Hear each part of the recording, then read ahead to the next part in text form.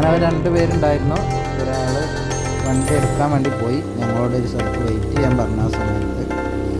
അപ്പോൾ ആ വെയിറ്റ് ചെയ്യാൻ പറഞ്ഞ സമയത്ത് ഒരുപാട് കാഴ്ചകളൊക്കെ കണ്ടു.